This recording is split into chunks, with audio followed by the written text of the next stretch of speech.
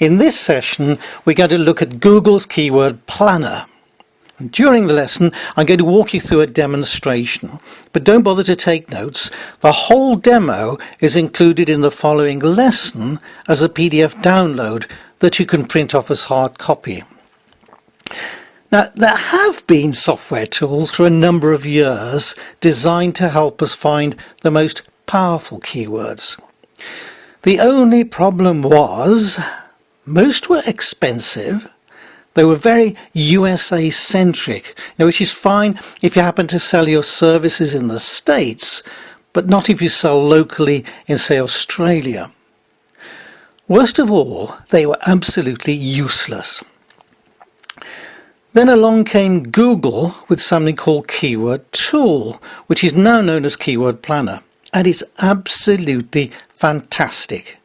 Fantastic because it's free, but even more importantly, it's fantastic because it uses real hard data, real figures for real searches made by real humans in whatever geography you choose. So it could be your local geography, or if you're an exporter, your overseas territories. To use the Keyword Planner, you have to have a Google account.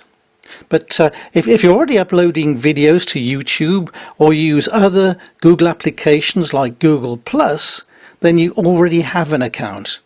If not, sign up, it's free. Inside your account, you'll have a navigation button called Products. These are the Google products that I've got. So it includes YouTube, AdWords and so on. Click on AdWords and you'll see a toolbar like this. Select Tools and Analysis and you're presented with a drop-down menu. And there is Keyword Planner. That's the one we want.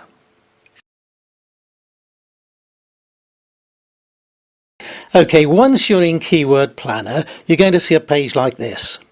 Select the first option. We're nearly there. It asks for a keyword. Now remember, nobody uses a single word, so we're going to put in a key phrase. Suppose we're considering stationery supplier. Notice by default it's going to give us data for all locations. The average number of times our chosen keyword is used each month worldwide. But I could change the location, in my case the UK. Once you've chosen your geographic area, click on Get Ideas and then click on the Keyword Ideas tab. Let's press the search button and see what happens. There, you'll see in the UK alone there are an average of 70 searches each month for stationery supplier. But Keyword Planner doesn't stop there. It also gives me suggestions based around stationery supplier. Now look, this is incredible.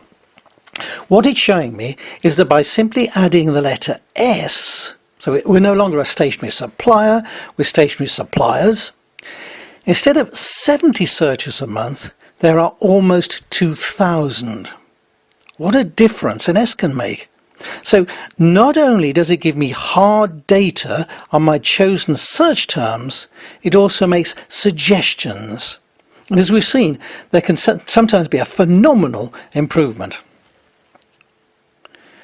There are, of course, situations where our particular niche is a very limited one, and there are very few search terms. Let's take a real-life example. One of the students on my copywriting course was previously a scientist. He was made redundant and decided to become a freelance scientific copywriter, and there's a huge demand for scientific copy.